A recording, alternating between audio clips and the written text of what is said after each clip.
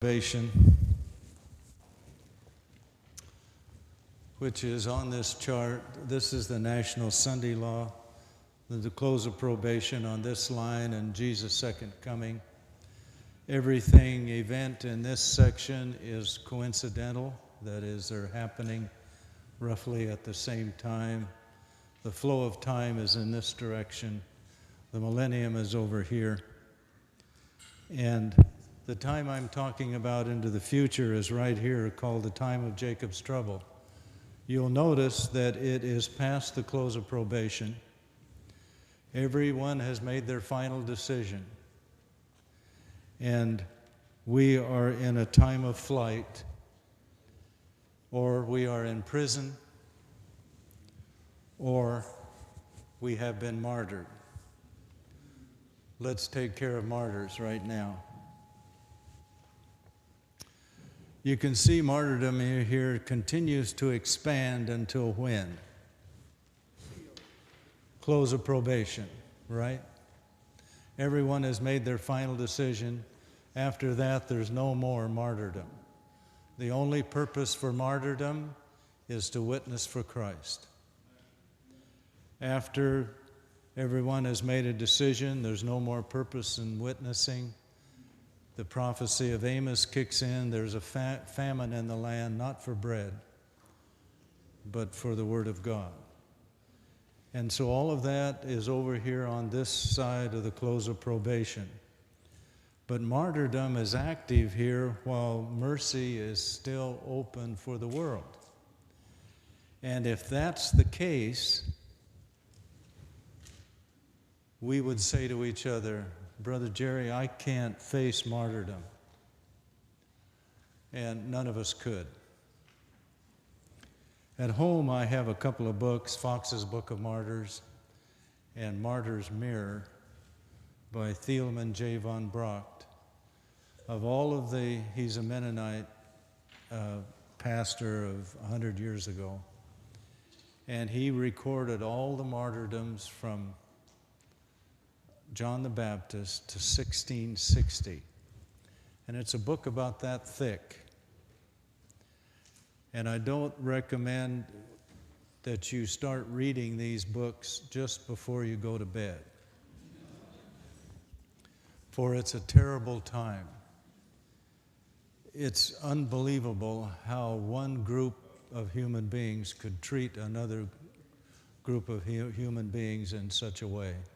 But such is the nature of the devil, for whatever reason, religious, racial, whatever.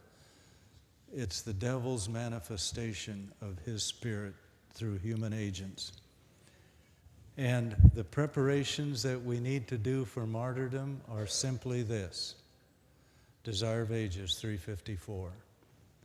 The courage and fortitude of the martyrs was given when such courage was needed. So all those, I haven't read those books. I can't get through it.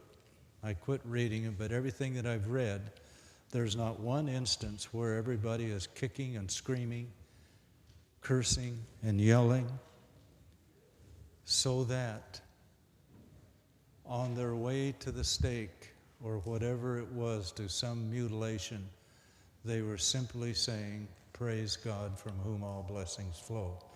And that's the courage and fortitude of the martyrs.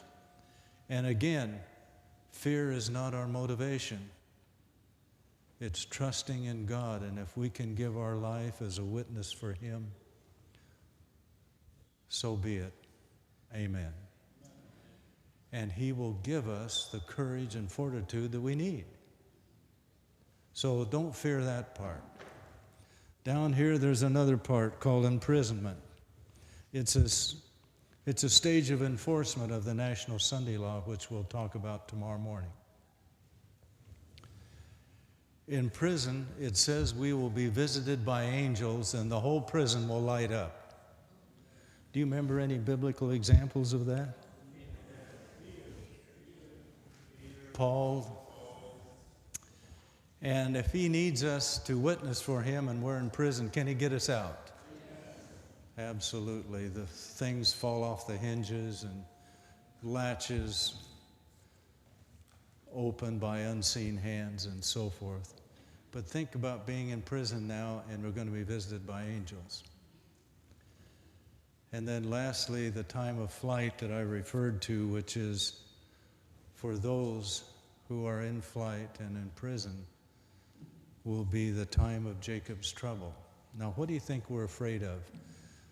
This is the remnant Seventh-day Adventist Church and her friends. What do you think we're worried about? Now, wait a minute. You need to look at the chart a little closer. We got a death decree going. We've got people with AK-47s and hunting permits with no limit on Seventh-day Adventists during this time. Now, where's your fear? Are you afraid of them? Why?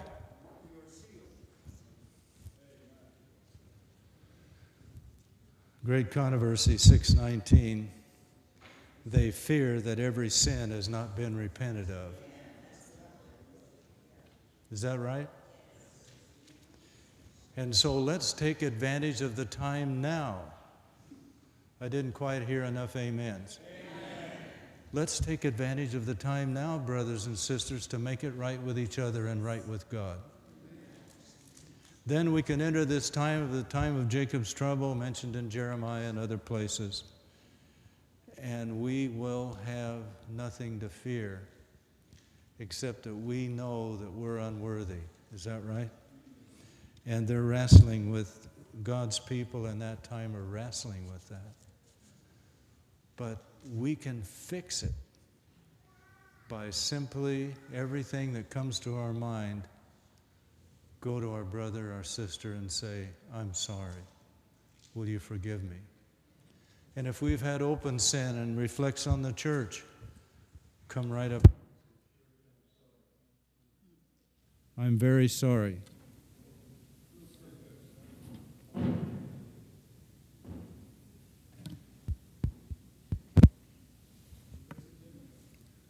Hello. Something happened again. I'm too vigorous, I guess.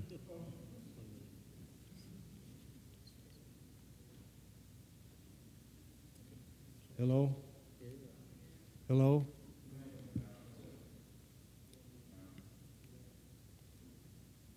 Okay now? We come right up front and say, Church, I'm sorry. And I want to be rebaptized or whatever. And if we've sinned against one another, Matthew 18:15 says, go to each one, how? Alone. And say, I'm sorry. But it goes further. The work goes a little deeper than that. If you've been hurt by somebody, in Matthew 18 it says, go to them alone and say that you're forgiven. Now this is the work of the Day of Atonement, like we studied in Sabbath school class today. I was in the young people's class, and it was glorious to hear the level of their understanding of the Day of Atonement and the sanctuary service. I don't want us to skip over this. We've got to make it right with each other. For what difference does it make what color the rug is in light of eternity? What difference does it make whether the 144,000 are literal or figurative? In the light of eternity, and we have contentious feelings over it. Let's concentrate on getting ready for the Lord's return and let Him take care of the rest of it. We're soon going to know the answers to these questions anyway, and all we have to do right now is be quiet. That simple. Well, here's what the remnant Seventh-day Adventist Church and associates, this is what they're going to be like during that time. They have a deep sense of their unworthiness, it says here on page 620 of Great Controversy.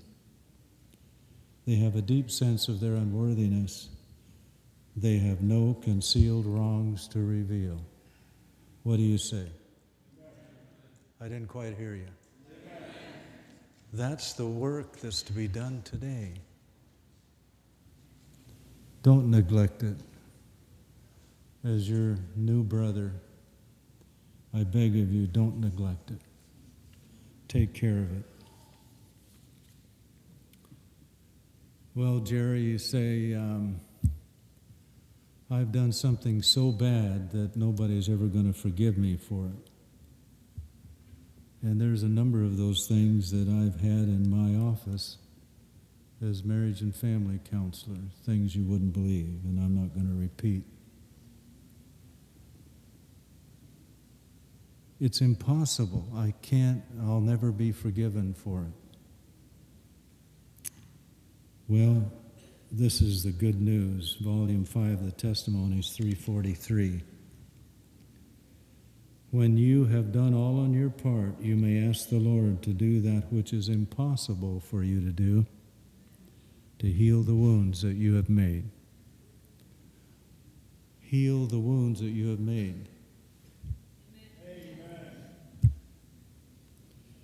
It's impossible for you to fix it, but God says, I'll be with you while you visit, and I'll help heal those wounds.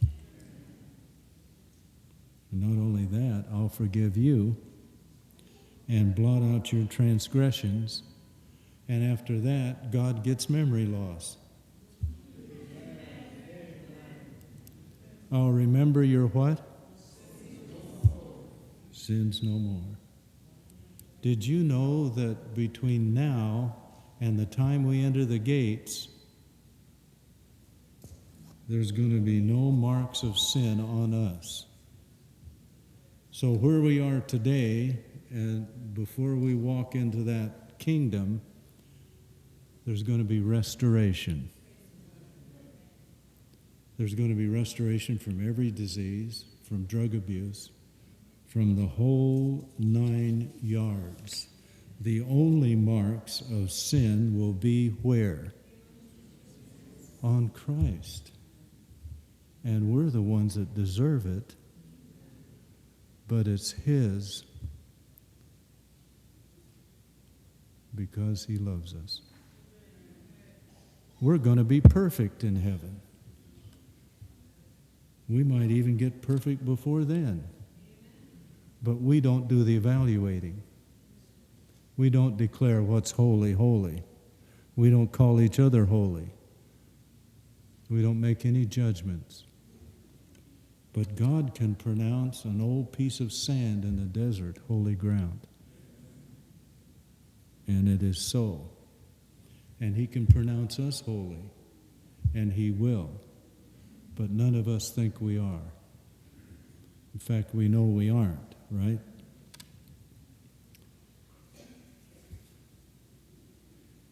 If we have in any way grieved or wounded others, it is our duty to confess our fault and seek for reconciliation.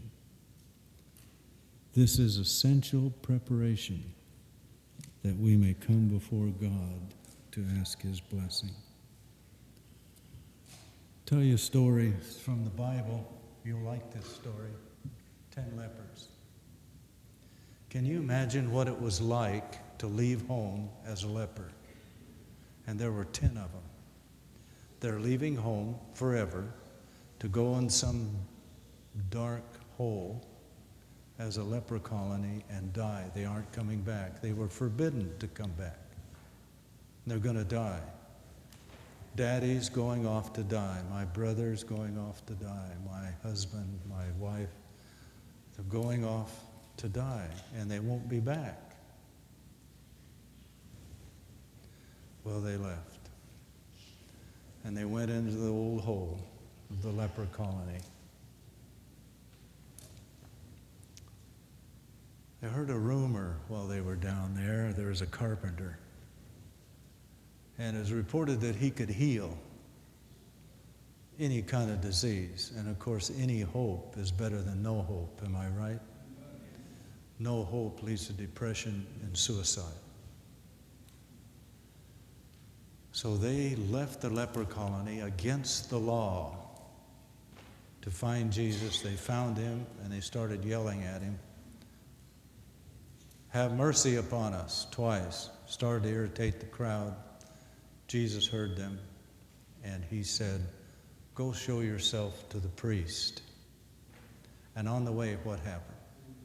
They were healed. Now these 10 lepers, it says in the spirit of prophecy, Desire of Ages, that the disease had made huge inroads. Scarring, face, hands, feet, crippled, huge inroads. On the way, they were healed. Now take the lesson. Leprosy is a symbol of what? Sin. Is that right? So when a leper is cleansed, he is also what? Restored. The parts that he had lost as a result of the symbol of sin are restored. The leper's not going in with lost digits. When he gets to heaven, he's going to be complete. Is that right? So the process of restoration is an easily overlooked blessing, but the greatest of all blessings as a result of the gospel, save the sacrifice of Jesus himself. Well, these 10 lepers were healed and restored. Digits came back, skin as a young person. And 9 of them decided to go where? Back home. Wouldn't that be your first thought? I've been rescued from the pit, and I'm going to die there, and I'm going back to my family. I don't blame them. But one of them said, "Wait a minute. How'd I get this way? He did it. Before I go home, I'm going to thank him. I'm going to say thank you, and then I'll go home." The others went home. And I don't blame anybody, because I don't think I would have done any better. I would be so happy I was recovered. But the one took a step forward. Now the problem is he wasn't a church member.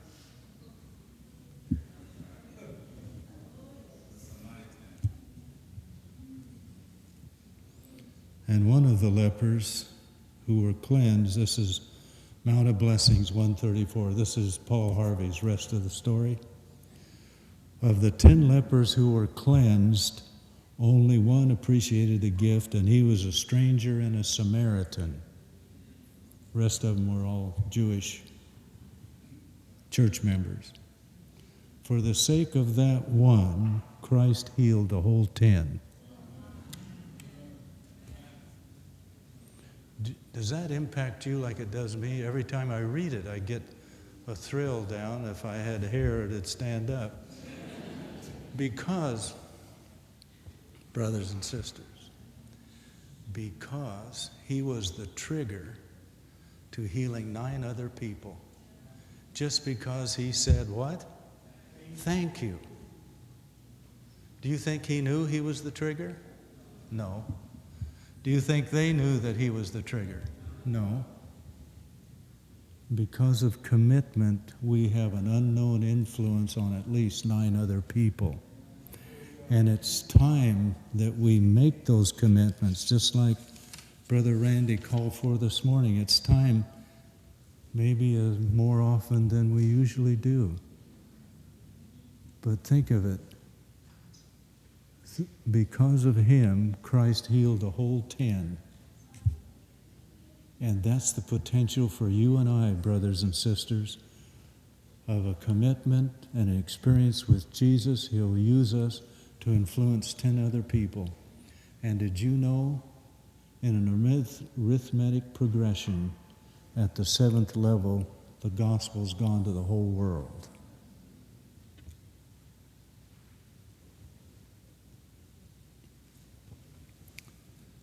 When I was about 9 years old, I told you earlier about the fact that we lived in a very poor area and seldom had enough food in the house. And so down at the corner was a grocery store, little corner store.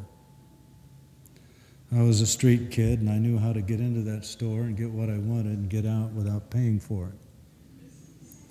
And this particular day, I had my eye on a candy bar. Now, nobody will remember this, but candy bars were a nickel. Oh, well, okay, some of you do. Got the candy bar, ate it, and went home. My mother met me at the door of our old streetcar. She asked me a very penetrating question. Where'd you get the candy bar? Now, I covered my tracks, right? The manager didn't know. I thought nobody knew. But somehow mothers know. It's this instinctive behavior in eyes and back of their head that always thwarts young thieves and robbers. In the corner of my mouth was what? She took me by the hand, and we went where? I didn't want to go to the store. I'm done with the story, you understand? She went there and paid the nickel. I don't know where she got it. I was assigned for parts of 2 more days to stock shelves and dust items. At the end of the day, the manager said, "Okay, Jere, you can go home now. Your work is done." And I had completed restitution on the Zacchaeus principle. You know what that is? 4-fold coin. But now tell me something, brothers and sisters. What about those things that you can't just go and pay a nickel and work and fix it? And there's a host of these. And many of them are horrific experiences. I'll name a few here. Wasted years, divorce, sexual misconduct and cheating, loss of purity before marriage, angry words, accusations, alienation of affection and drug abuse, physical abuse, broken promises, Phariseeism.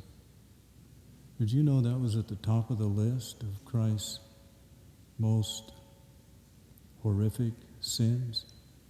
As being something that we weren't practicing. Phariseeism, bad influence, gossip, judging. What about those things? They have to be fixed. We've got leprosy and we're missing digits on these. You see what I'm saying?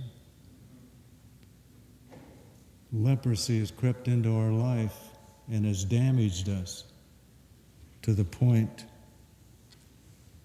that at times we feel like we'll never recover. We're guilt-ridden, and we don't know what to do with the impossibilities of our life.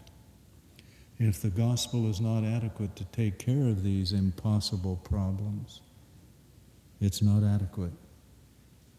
But Jesus made it adequate. And I want to share with you in our second meeting here today exactly what he has done. Steps to Christ 62. Christ's character stands in the place of your character, and you are accepted before God just as if you had not sinned. I didn't hear enough amens. I understand in churches where there are people of color, you all say a lot of amens. Is that true? Or, all right, let's live up to our... All right. Christ's character stands in the place of your character, and you are accepted before God just as if you had not sinned. Isn't that something? Just as if you never made a mistake, impossible or whatever. There's another one here, Desire of Ages 25. It was Satan's purpose to separate us, an eternal separation between God and man. But in Christ, we become more closely united than if we had never fallen. You mean to tell me if Adam had never made a mistake, he went straight through, wouldn't he be closer than I would be? But not so. Not so. Because we'll be more closely united to God than if we had never fallen. And that's the way God does. He takes the impossibilities and makes it better than it was before. Do you know when we get to heaven, we're going to see Eden. Is it better or worse? Eden's even better than when it was created. This restoration filters through our whole existence here as Seventh-day Adventist Christians. And I didn't understand how we could be more closely united than if we had never fallen. I had an experience with my son who was growing up. I had made a commitment to God that he would not be treated as I was treated. So he made a mistake. It was my job to apply discipline. And we sat down to talk. He leaned over, gave me a hug, and he says, "Dad, I'm sorry for what I did. Please forgive me." At that moment, brothers and sisters, I was aware that we were closer than if he'd never made the mistake. If he's out playing with his trucks in a mud puddle. But we were closer because of the mistake. And that's the way God works. Now, mind you, we don't want to keep making mistakes so we can get hugs from God. Because that would be presumptive. But the mistakes we've already made, we've got plenty to qualify us for all kinds of godly hugs. We don't need to earn any more. If we confess our sins, He is faithful and just to forgive us. Is that it? And to cleanse us. You know, the cleansing of the leper meant what? Restoration. Meant restoration. How does it work? Joel 2:25. I'll restore to you the years the locust hath eaten. He's going to do what? Restore the years the locust ate out of your life. Now, how do you do that? Here we are at some young age of 85 or 75 or 25. How is he going to restore those years? I'll have to tell you a story. You guys, that some of you have played ball or something in the past or still do. 13 years old, I showed up on the ball field. A pair of bib overalls, it's the only clothes I had. Barefooted, and said, "I want to try out for the team." I thought the coach thought I was a stand-up comic. And when he got done laughing, he said, "Okay, give overalls a glove." Those days they were kind of flat. I went to third base, and he hit me a grounder, I picked it up and threw to first base. And tore the first baseman's mitt off. Got quiet. You, overalls, center of the diamond. Pitcher. Now, the catcher's mitts in those days looked like a throw pillow. You caught them right in the palm, and they were really padded. Some of you shaking your heads have seen these. And if you could throw fairly well, and the ball hit that thing, and there's dust all over it, it looks like it exploded. And that's what happened, and the catcher quit. 13 years old. I'll tell you about my background sometime. Way back in our family, there's a squirrel hunter gene. And they didn't have a gun. You understand what I mean? I must have gotten it. I don't know if it's a gift or what it is, but never been able to identify it. Well, the coach also picked up the catching. He said, that's enough. And we weren't predicted to win one game. And as long as I was working there in the fields in Vail, Oregon, and I come play ball at night, I couldn't even do either one now. But worked all day in the fields and come and pitch a game at night. As long as we were there, we won every game. Then we had to move. And again, I was almost famous. Squirrel hunter had to leave and do the next spot. Go with me 20 years ahead. And I'm in the BC Conference camp meeting, several hundred young people out in front, and the youth evangelist is interviewing me how sports can become an addiction. And I want to help you break that addiction tomorrow so you can come to meeting. Just kidding. And after the meeting was over, right down the center aisle came a mother and a 13-year-old boy. And they asked me about athletics and sports. And Scott was an all-star on the local Babe Ruth team. I think he might have been a little older than I was when I started. And she said, Brother Franklin, Scott's interested in the ministry, but he's been told he could probably turn pro in his late teens. Do you have anything that you'd like to say, or could you say to him? And so I gave him 2 short stories.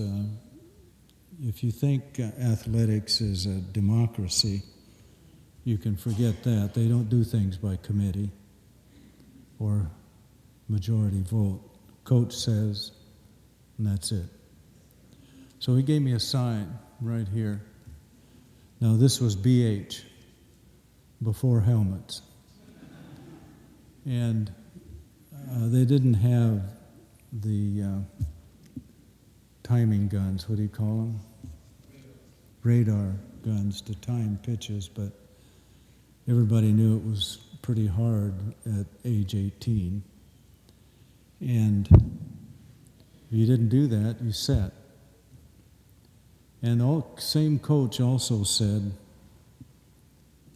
after telling you to throw high and inside to scare the batter, if my grandmother is rounding third base headed for home with the winning run against me, if I could, I'd go out and trip her. Scott says, Mr. Franklin, I don't think that's something Jesus would do. And I didn't think so either. Knelt down, prayed, and he decided that then to become a minister. And if he did keep up his commitment, every year that he does restored one of the years that I wasted. And in your witnessing program, if you help young people, anybody, make a better decision than you made, you're restoring the years the locust hath eaten through them. And there's 1,000 ways that God has for providing for his children, of which we know how much? Nothing. So God's dealing with the impossible, and he can do it through your witnessing. And I encourage you to get out there, meet people, help them to make better decisions than you made, and come to Christ soon. Well, let's take sexual promiscuity, a very sensitive subject, unfaithfulness, harlotry, prostitution, all the rest. I've seen them all in my office. How does God restore someone who gets paid for sexual favors, bruised, torn up physiologically? How will they be restored?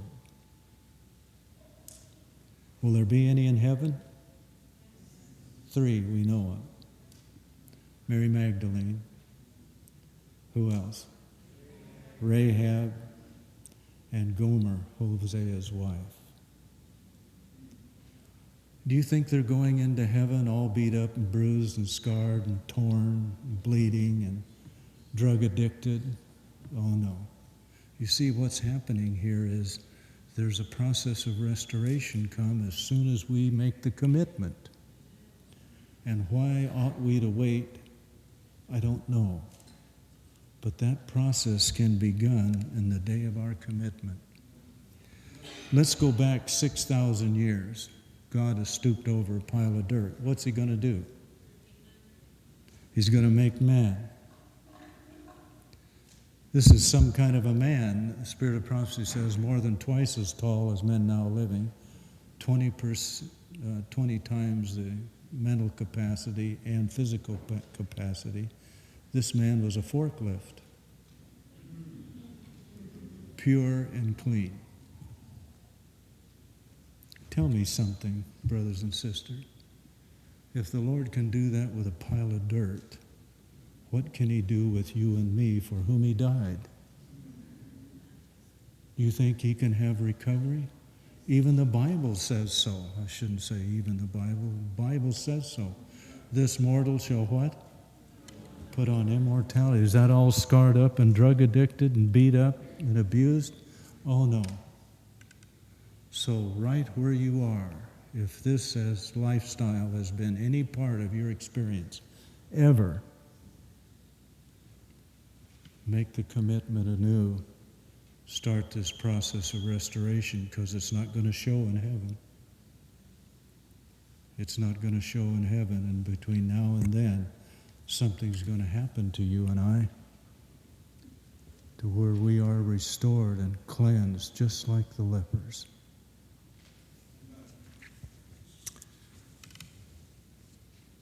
None but Christ can fashion anew the character that has been ruined by sin. If something is ruined, can you fix it? No, by definition, it goes in the dumpster, right? If something's ruined, you can't fix it. But notice what it says here. None but Christ can fashion anew the character that has been ruined. Did you know that we've all been ruined and that we are in need of restoration? Did you know that? We can look spiffy. We can be spiffy. We can come to church with mighty nice looking clothes. But we've been ruined. We bought the devil's program. And now it's time, isn't it? Isn't it time to make this commitment to begin the process of restoration? It's time. Jeremiah 30, 12 to 17. You might want to turn there, and I'll just quickly go through in a paraphrased way. Verse 12 of Jeremiah 30. For thus saith the Lord, when the Lord does a diagnosis, he doesn't leave anything out.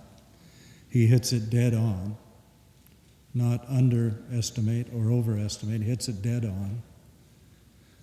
Thy bruise is incurable.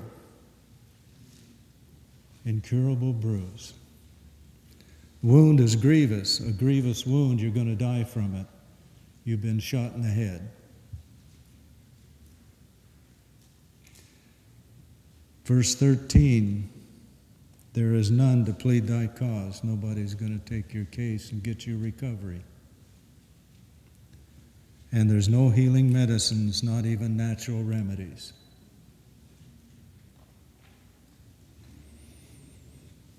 Verse 13, we did that one. All those that love you have forgotten about you. And I'm sure many of you have had those experiences in rejection. Because thy sins were increased. And because of all of that, we cry all the time. Our sorrow is incurable. We've got incurable bruises, incurable wounds, and incurable sorrow, and we've filled our closet with guilt skeletons. Verse 17. If you have a King James, would you read it with me? For I will restore health unto thee, and I will heal thee of thy wounds, saith the Lord. What kind of wounds did we have? Incurable. We're going to die from them. And I'll restore health unto you. All of these are impossibilities, except that God says, let me have this case. Let me have your case. And I will heal you of your wounds from which you will die. What do you say? Amen. Maybe you've been entangled in business affairs. You wish you'd never gotten involved. Desire of Ages 329 is for you. The way will be open for you to disentangle yourself from embarrassment and difficulty. What do you say about that one? Disentangle from embarrassment even, and the difficulty. Don't cut the knot. Give God a chance to fix it. Steps to Christ 64. He desires to restore you to himself, to see his own purity and holiness reflected in you. He wants to put his holiness and his pureness in you. You know, the book Steps to Christ is the one we give away, but we don't read ourselves. He desires to restore you to himself and put his own purity and holiness in you. Amen. And for me, as a counselor in training, this next one is absolutely beautiful. Page 516 of Ministry of Healing. Whatever the mistakes and failures of the past, we may, with the help of God, rise above them. We can rise above these mistakes and failures. And when I read that as a counselor, it simply means that any outburst, any anger management issues that you now have, your past has no longer any effect on you, and you can recover. Because the past does not affect you now. We may, with the help of God, rise above it. It doesn't affect you anymore. It's time, brothers and sisters, to claim some of these impossible promises in our life. Well, I went on to play a little baseball, and I was offered 2 contracts, one from Pittsburgh and one from Detroit, and I had offered to me 3 full rides, and I worked in the fields until I was 16 and never did go to a public high school to get any sort of, I just fell through the cracks, except the scouts found me. And so I accepted one of the full rides because I thought maybe education might be more long-lasting than throwing 90 miles an hour plus for 10 years. Guess what day they played ball games on? Mom said one day, I'm going out the door, Jere, you know this is Sabbath. And I had my glove and shoes, jacket. I don't care if it was 110, you quit pitching, what do? Put a jacket on. And it impressed my heart so much so that at the end of the first year of college, I turned in my resignation, full ride, kind of a almost famous campus hero because we won all our games. A freshman never made the varsity, and I made it. if they did at any time that anybody can remember, they never won a game, and I won the games. So I quit, went to Walla Walla on the farm, shoveling calf pens. Do you know what's in a calf pen that you have to shovel out? You have any idea? 25 cents an hour. A bit of a demotion. Elder Huback had a week of prayer there at Walla Walla, and I stood in response to his call and was rebaptized. And it's like the Lord put his hand on my shoulder. And I was so blessed and retired at age 21. Ephesians 3:17, that Christ may dwell in your hearts by faith, reminded me of my home, my heart being a home, living room, kitchen, dining room, bedrooms, bathrooms, library, den. I made the all-state team in the state of Oregon in 1957, and the left-handed pitcher was Mickey Lolich, who also made all-state, and I was right-handed. I was told that I missed out, but I don't think so now looking back. Well, I made my commitment, I finished school and went to work, and the Lord met me every morning according to Isaiah 50, verse 4. Give me the tongue of the learned. And everything went well. He met me every morning in my living room.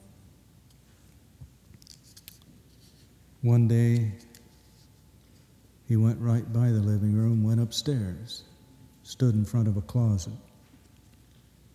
Skull and crossbones on the closet. No entry, barred, chained.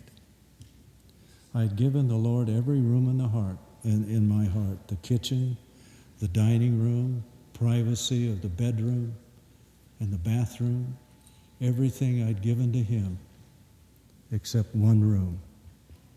Guess where it was? Upstairs. Jesus is standing in front of it.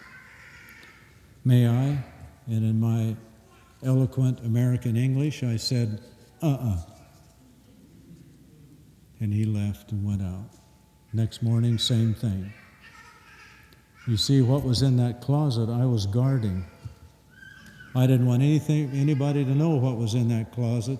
Skeletons of guilt and regret and shame and sorrow and stupidity.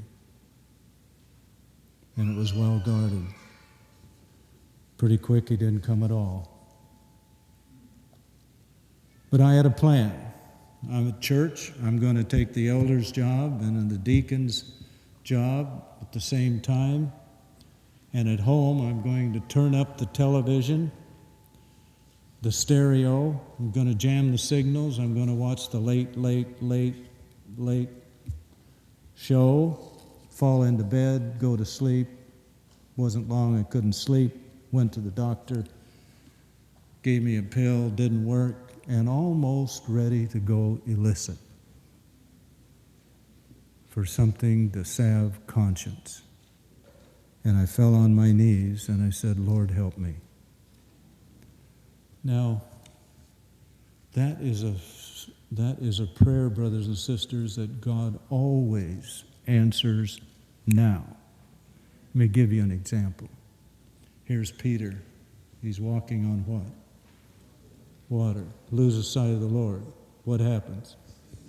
Starts to sink. How long would it be till he got to his nose?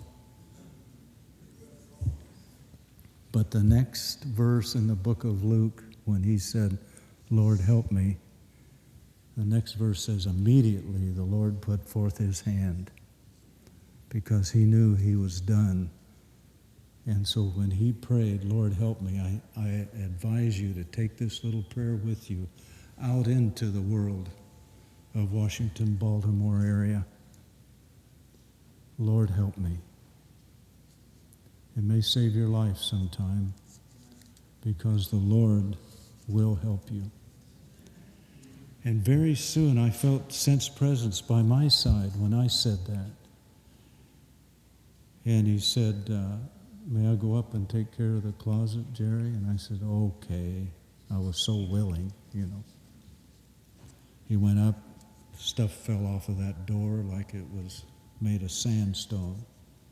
Went in and cleaned up all of those skeletons.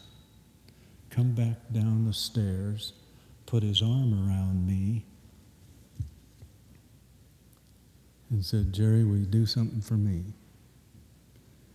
If you have openly sinned, I want you to come right up here and say, Church, I'm sorry. If you have sinned against someone else, go to them and say, please forgive me. And if you've sinned with your thoughts, take those alone to God. No one cometh to the Father but by what? By me, Jesus said. And so that's a private conversation between you and God with your thoughts. And that journey of healing has gone on now for many years. I keep making mistakes, and so I have to go to my brothers and my sisters or somebody and say, Lord, will you forgive me and help me that they'll forgive me too. It's like an old violin, sort of. He put his hand on me, and I just sounded different. 'Twas battered and scarred, and the auctioneer thought it scarcely worth his while to waste much time on the old violin, but he held it up with a smile. What am I bidding, good folks? He cried. Who'll start the bidding for me? $1, then $2, only $2, who'll make it $3? $3 once, $3 twice, going for $3, but no. From the room far back, a gray-haired man came forward and picked up the bow, and wiping the dust from the old violin and tightening up and tuning the strings, he played a melody pure and sweet as an angel sings. The music stopped, and the auctioneer, with a voice that was quiet and low, said, what am I bid for the old violin? And he held it up with a bow. $1,000, who'll make it $2? $2,000, who'll make it $3? $3,000 once, $3,000 twice, going and gone, said he. The people cheered, but some of them cried, we don't quite understand. What changed its worth? Swift came the reply, 'twas the touch of the Master's hand. And many a soul with life out of tune,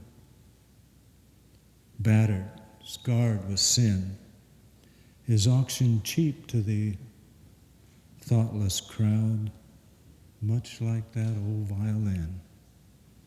A mess of pottage, a glass of wine, a game. And he travels on. He's going once, he's going twice, he's going and almost gone. But the Master comes, and the foolish crowd never can quite understand the worth of a soul and the change that's wrought by the touch of the Master's hand. Well, my brother comes to the piano, if he would. I'd like for us to sing together to close our meeting. 200